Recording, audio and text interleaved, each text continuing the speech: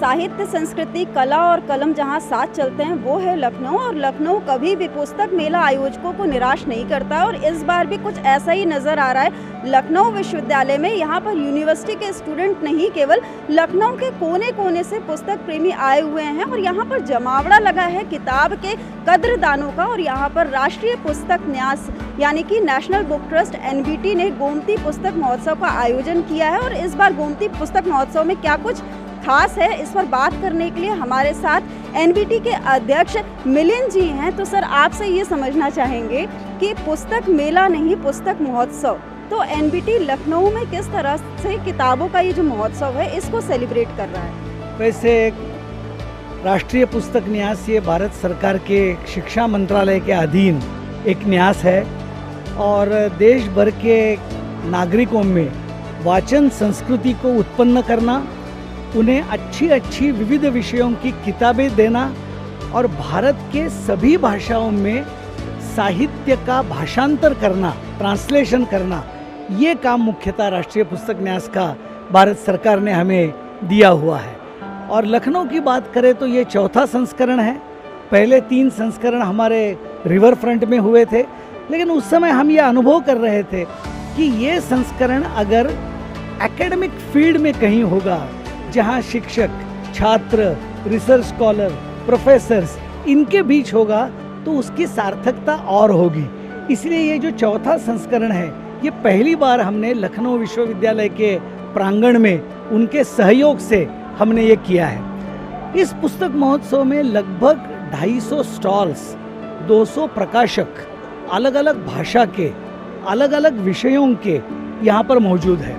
यानी मैं तो ये कहूँगा कि कोई भी सुधी पाठक उसके मन में जिस विषय पर पुस्तक पढ़ना है वो विषय बताए, वो पुस्तक यहाँ उसको मिल जाएगा। चाहे वो सोशोलॉजी हो, हिस्ट्री हो, साइंस, पॉपुलर साइंस, प्रवास करने का वर्णन, ट्रैवलॉग जिसको कहते हैं, उपन्यास, जानकारी, बायोग्राफीज, ये सभी प्रकार यहाँ पे उपलब्ध है। तो मुझे लगता है कि ये एक बहुत ही अच्छा सुनहरा अवसर है और लखनऊ के निवासियों ने गत 3 वर्ष जिस प्रकार से इसको समर्थन दिया है, मुझे विश्वास है कि इस वर्ष भी लखनऊ वासी इस पुस्तक महोत्सव को यशस्वी करेंगे। सिर्फ किताबों के अलावा भी कई सारी गतिविधियां यहाँ पर नज़र आ रही हैं, तो खासकर बच्चों और यूथ के लिए किताबें तो है ही हैं, किताबों के अलावा NBT क्या कुछ लेकर आया है? इस पुस्तक महोत्सव में मुख्य रूप से हमने 3 प्रकार लाए हैं।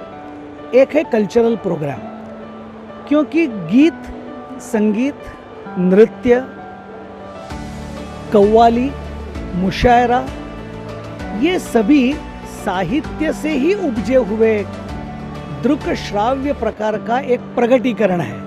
इसलिए हमने इस पुस्तक महोत्सव में प्रतिदिन शाम 6 से 8 अलग अलग कार्यक्रमों का आयोजन किया है। तो एक है कल्चरल, दूसरा है बच्चों के लिए अलग अलग गतिविधियाँ। स्टोरी टेलिंग, कहानी बताना, ये आजकल परिवारों में कम होता गया है, इसलिए हमने यहाँ पर बच्चों को कहानी सुनाने के कार्यक्रम किए हैं और वो बहुत ही लीन होते हैं कहानी में।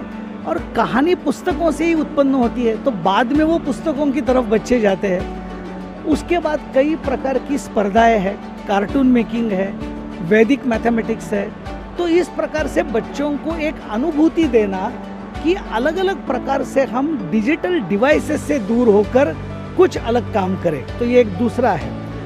तीसरा हमने यहाँ पे लाया है कि किताबें हैं, लेकिन पुस्तक का जो मुख्य कर्णधार जिसको बोलते हैं वो होता है लेखक। तो क्या हम लेखकों से वाचकों को रूबरू करा सकते हैं क्या? आने वाले दिनों में भी लेखक से मिलिए, इस प्रकार की चर्चाएं होगी। तो ऐसे दिन भर लेखकों से मिलना, बुक डिस्कशन, इस प्रकार के कार्यक्रमों का भी आयोजन किया है। इसलिए मुझे लगता है कि ये कुल मिलाकर एक अच्छा अनुभव 4, 5, 6 घंटे यहाँ बिताने के लिए। आपके साथ बच्चे हैं तो उनको चिल्ड्रन कॉर्नर में भेजिए, बड़े बुजुर्ग हैं तो उनको बिठाकर वो लेखकों की बात सुनेंगे, यंग है तो किताबें देखते रहिए। ऐसा एक अनुभव देने का प्रयास इस पुस्तक महोत्सव में हमने किया है। अच्छा सर, आपसे ये भी समझना चाहेंगे कि जो रीडिंग पैटर्न है उसमें तब्दीली हुई है और जो बदलता हुआ पैटर्न है रीडिंग का, उसके साथ NBT किस तरह से समन्वय बैठा रहा है? वैसे रीडिंग पैटर्न में एक पैटर्न हम सब ने अनुभव किया है, विशेषता राष्ट्रीय पुस्तक न्यास ने, कोरोना के बाद डिजिटल से लोग हट रहे हैं। कोरोना में ऑनलाइन एजुकेशन की जो लिमिटेशंस है, मर्यादाएं हैं, वो अभिभावकों को और बच्चों को ध्यान में आ गई है और इसलिए वो कोरोना के बाद से हट रहे हैं ऑनलाइन से और किताबों की ओर बढ़ रहे हैं। आज भी 40% किताबें किसी भी पब्लिशर की हो वो बच्चों के ऊपर निकालता है। इतनी उसकी डिमांड आज पेरेंट्स और बच्चों में उसकी आ रही है। तो ये एक बहुत बड़ा पैटर्न है। और एक महत्व का पैटर्न है वो यंग एडल्ट्स, यानी जो एडल्ट है 16 के ऊपर के है लेकिन यंग है, वो भी सेल्फ हेल्प बुक्स, भारत के अलग अलग राज्यों की जानकारी, विदेशों की जानकारी, इस प्रकार की किताबें पढ़ना चाह रहे हैं। Science, popular science, electric vehicles क्या है, सोलर फोटोवोल्टाइक क्या है, ग्रीन एनर्जी क्या है, कई बायोग्राफीज, रानी गाइडिंगलियू, लाचित बरफुकन, जो अनसंग हीरोज है भारत के, उनके बारे में जानना ये आज यंग एडल्ट का पैटर्न बन गया है। उसके बाद थोड़ा हम सब प्रोफेशनल लाइफ में जाते हैं तो एक मानसिक मनस स्वास्थ्य, मेंटल वेल बीइंग के बारे में लोग उत्सुकता से पढ़ना प्रारंभ कर रहे हैं। फिर योग, आयुर्वेदा, ये जो भारतीय प्राचीन ज्ञान परंपरा है उसकी किताबों की ओर आज रुझान बढ़ रहा है। तो ये सब राष्ट्रीय पुस्तक न्यास ने ठीक प्रकार से अध्ययन करते हुए हमारे पुस्तकों का निर्माण भी हम उस दिशा में कर रहे हैं और उसको बहुत अच्छा समर्थन युवा वाचकों से मिल रहा है। सर, ये जो किताबों से दोस्ती है और गाढ़ी हो, खासकर युवाओं और बच्चों की, तो इसके लिए क्या कुछ अलग से आगे भविष्य में योजनाएं हैं एनबीटी की? और यूपी की बात करें तो लखनऊ के अलावा भी क्या कहीं पर पुस्तक महोत्सव एनबीटी की ओर से आने वाले समय में लग सकता है? बिल्कुल, 1 नवंबर से 9 नवंबर तक गोरखपुर में इसी प्रकार का पुस्तक महोत्सव लगेगा। उसके बाद हम और एक काम कर रहे हैं, हमारी मोबाइल बुक वैन्स है, तो उन वैन्स के जरिए 30-30 दिन का प्रवास करते हुए किताबें बिल्कुल स्कूल कॉलेज के छात्रों तक पहुंचना, उस दिन वहां पे पीटीएम अरेंज करना, पेरेंट टीचर मीटिंग, और उस मीटिंग में किताबों का ये वैन जाना, ये भी हम कर रहे हैं। तीसरी बात हम जो कर रहे हैं, नेशनल बुक ट्रस्ट, लाइब्रेरीज को ताकत देना, क्योंकि लाइब्रेरी ये एक स्थान ऐसा है जहाँ से वाचन संस्कृति बढ़ती है। राष्ट्रीय पुस्तक न्यास ने उत्तर प्रदेश के 100 आंगनवाड़ियों को किताबों का सेट देकर वहाँ वाचन संस्कृति बढ़ाने का प्रयास किया और उसमें से 10 आंगनवाड़ी सेविकाओं का एक सत्कार आदरणीय मुख्यमंत्री महोदय जी के द्वारा हमने किया।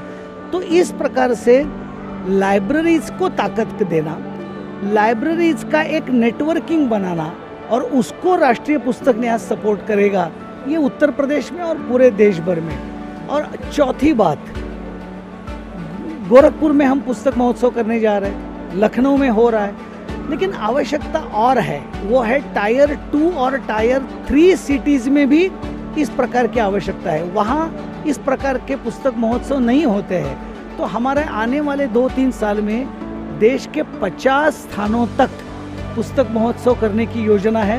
अब 50 के 50 उत्तर प्रदेश में तो नहीं होंगे, लेकिन और 3-4 स्थान पर हम उत्तर प्रदेश में करने के बारे में निश्चित रूप से विचार कर रहे हैं। ये कुछ इनिशिएटिव्स राष्ट्रीय पुस्तक न्यास के हैं। सर, संदेश क्या होगा? संदेश तो इतना ही है कि पढ़ेगा भारत तो बढ़ेगा भारत। इसलिए अगर हमें विकसित भारत का निर्माण करना है तो सबसे पहले हमें विकसित वाचक बनना पड़ेगा, यही मेरा संदेश। तो आपने सुना एनबीटी के अध्यक्ष प्रोफेसर मिलिंद जी को। इन्होंने स्पष्ट किया कि ये जो लखनऊ विश्वविद्यालय में पुस्तक महोत्सव लगा हुआ है, ये सिर्फ किताबों का संसार नहीं है, यहाँ पर एक प्लेटफॉर्म भी दिया जा रहा है ताकि बच्चों और युवाओं में जो टैलेंट है छुपा हुआ, उसको एक मंच मिल सके और साथ ही जिनकी किताबों को हम पढ़ते हैं उनके लेखकों से भी संवाद का मौका यहाँ पर दिया जा रहा है। और उन्होंने ये भी बताया कि आने वाले समय में उत्तर प्रदेश में एनबीटी पुस्तक महोत्सव का आयोजन करेगा और लखनऊ के अलावा भी बाहर होगा। गोरखपुर का नाम बताया इन्होंने और एक संदेश भी दिया कि पढ़ेगा भारत तो बढ़ेगा भारत। और हम भी आपसे ये कहेंगे कि 28 सितंबर तक लखनऊ यूनिवर्सिटी में गोमती पुस्तक महोत्सव लगा हुआ है और आप यहाँ ज़रूर आइए और कम से कम एक किताब लेकर ज़रूर जाइए। लखनऊ में कैमरा पर्सन विवेक कश्यप के साथ दुर्गा शर्मा, दूरदर्शन।